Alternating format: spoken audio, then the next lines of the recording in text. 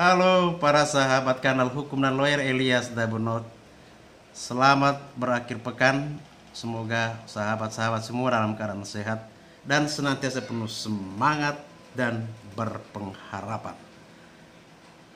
Hari ini saya ingin membahas topik terkait dengan penetapan tersangka dan penahanan terhadap pemimpin Front Pembela Islam Habib Rizik Syihab. Nah, saudara-saudara sekalian, usai menjalani pemeriksaan di Polda Metro Jaya pada hari Minggu tanggal 13 Desember 2020, pemimpin Front Pembela Islam Rizik Syihab langsung ditahan di Rutan Ditres Narkoba Polda Metro Jaya. Saat keluar dari ruang pemeriksaan di ruang di Treskrimum Polda Metro Jaya, Rizik terlihat mengenakan baju oranye bertuliskan tahanan.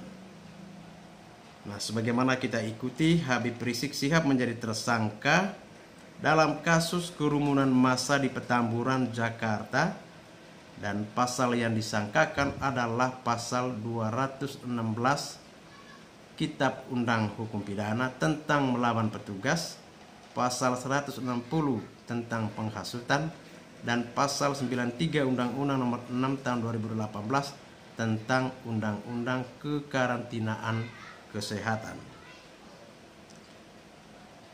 Hal yang menjadi topik atau pembahasan kita pada sore hari ini adalah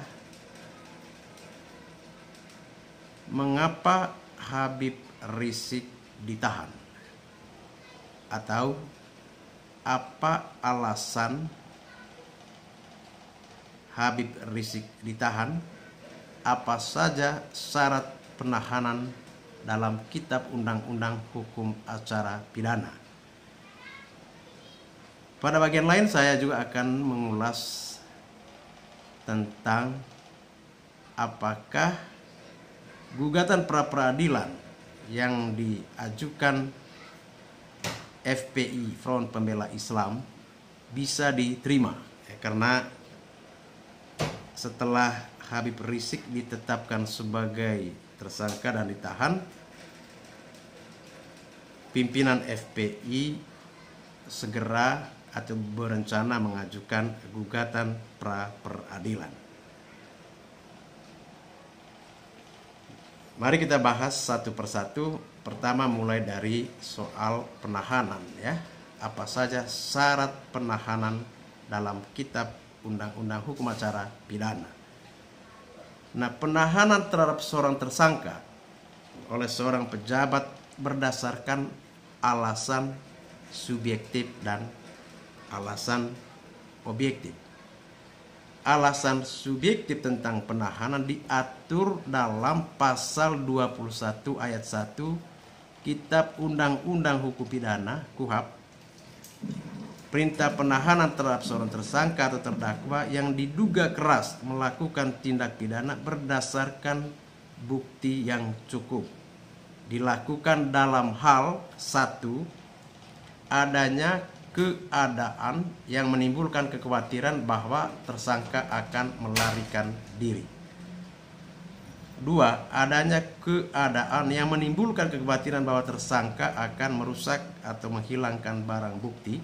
3. Adanya keadaan yang menimbulkan kekhawatiran bahwa tersangka akan mengulangi tindak pidana.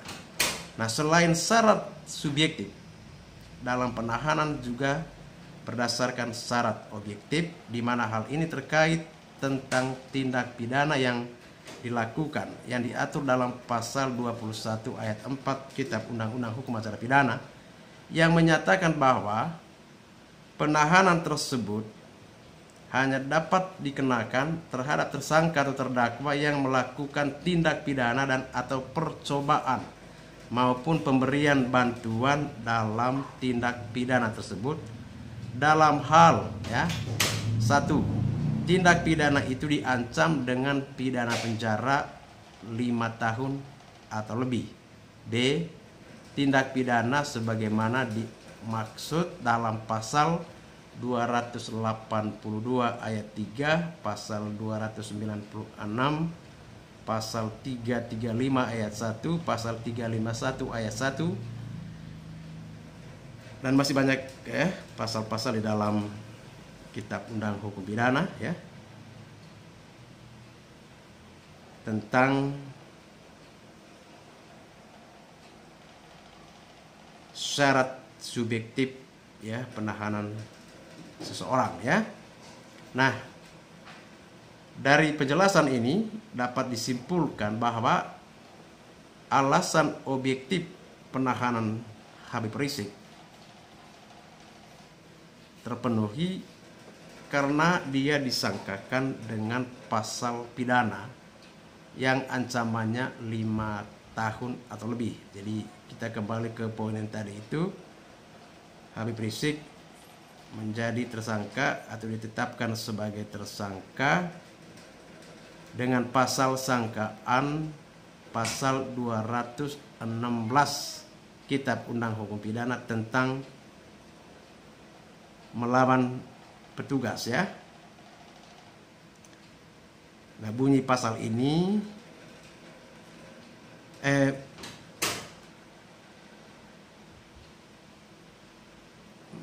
pasal 160 ya. Adapun bunyi pasal ini adalah barang siapa di muka umum dengan lisan atau tulisan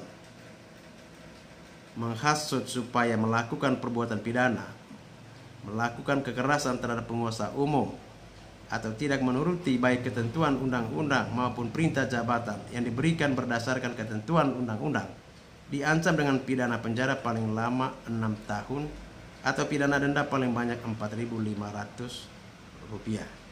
Jadi alasan objektif penahanan Habib Rizik terpenuhi dari adanya sangkaan pasal 160. Sedangkan syarat subjektif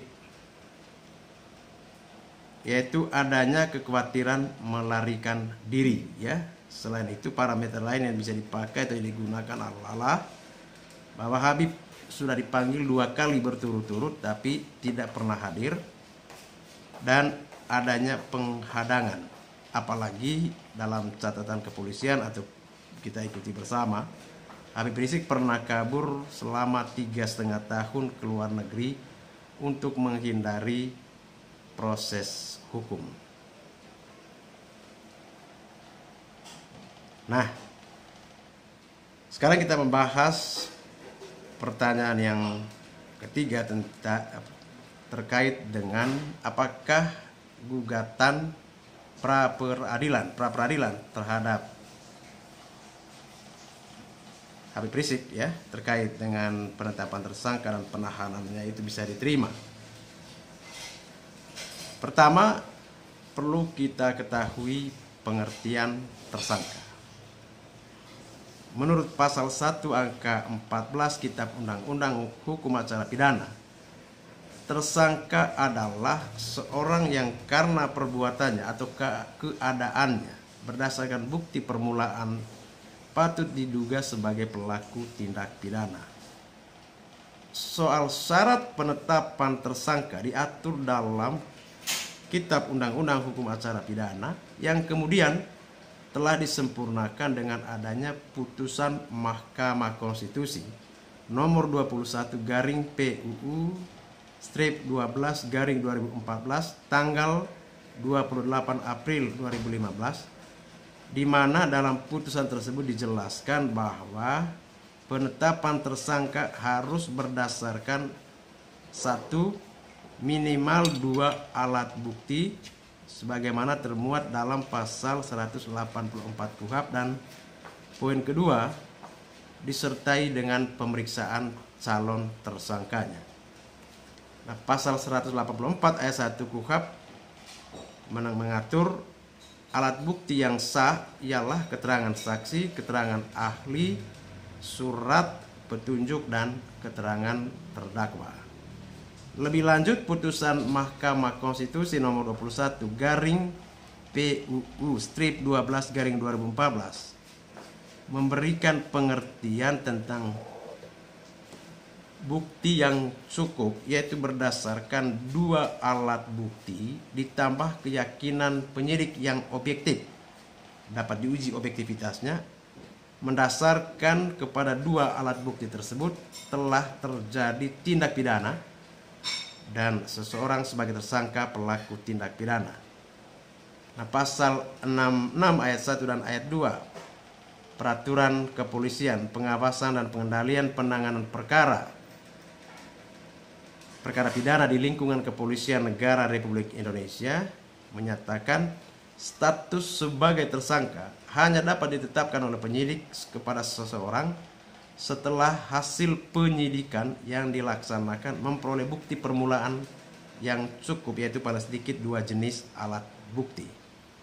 Untuk menentukan memperoleh bukti permulaan yang cukup, yaitu paling sedikit 2 jenis alat bukti sebagaimana dimaksud pada ayat 1, ditentukan melalui gelar perkara.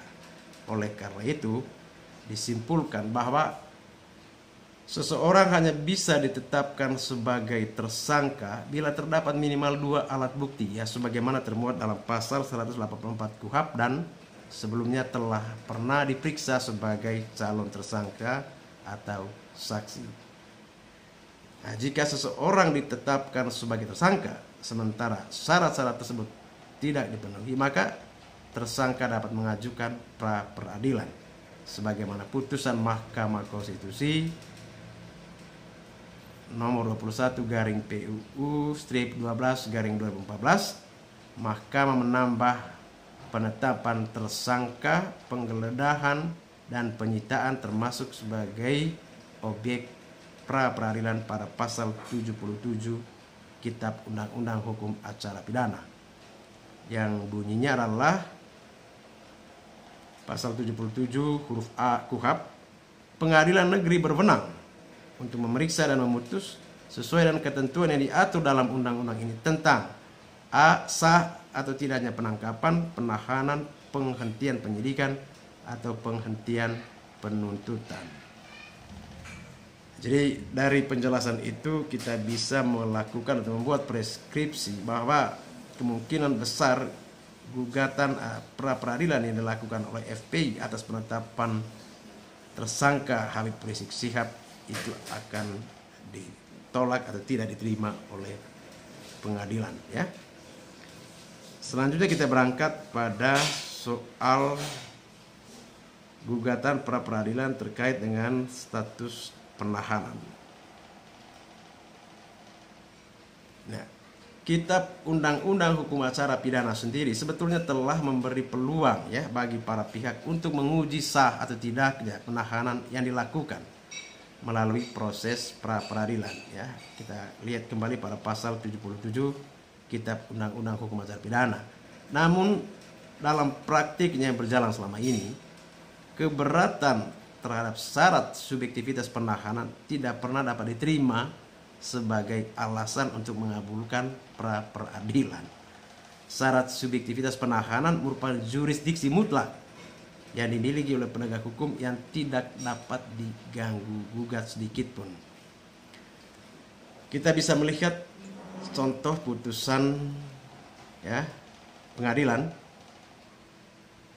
terkait dengan pertimbangan putusan perkara pra peradilan karyawan PT Chevron Pacific Indonesia di Pengadilan Negeri Jakarta Selatan pada tanggal 27 November 2012. Misalnya memberi gambaran atas pertimbangan hukum hakim pra peradilan yang menyatakan bahwa sependapat dengan dalil termohon yang menyatakan penyidik berwenang menilai suatu keadaan yang menjadi syarat subjektif penahanan. Meski selama pemeriksaan pemohon bersikap kooperatif dan tidak akan melarikan diri, syarat subjektif penahanan tidak dapat diuji di dalam forum pra peradilan. Nah, setali 3 uang dengan pertimbangan tersebut, Mahkamah Konstitusi pun mempertegas posisi penilaian syarat subjektivitas penahanan yang tidak dapat diganggu gugat dengan menolak permohonan uji materi Abu Bakar Basir yang menggugat syarat subjektif penahanan dalam pasal 21 ayat 1 KUHP dan pasal 95 ayat 1 KUHP sebagaimana tercantum dalam putusan Mahkamah Konstitusi nomor 16 garing PUU strip 12 garing 2011 tanggal 11 April 2012 karena dianggap telah nebis in idem berdasarkan putusan Mahkamah Konstitusi nomor 018 garing PUU strip 4 garing 2006 tanggal 20 Desember 2006. Artinya di sini jelas terlihat bahwa penilaian akan syarat subjektif penahanan ini merupakan wewenang mutlak ya penegak hukum secara sepihak yang sama sekali tidak dapat diganggu gugat oleh pihak manapun. Dengan demikian menjadi jelas bahwa ya kita dapat mempreskripsi gugatan pra peradilan terhadap penahanan ya Habib Rizik Syihab bakal ditolak juga. Nah teman-teman, saya kira itu saja penjelasan terkait dengan alasan kenapa Habib Rizik ditahan ya, bagaimana pengaturannya di dalam ketentuan undang-undang, dan juga soal gugatan pra peradilan atas penetapan tersangka dan penahanan Habib Rizik yang dalam analisis saya bakal ditolak. Saya kira itu saja. Terima kasih atas perhatiannya. Salam semangat untuk kita semua. Ilyas Daburno.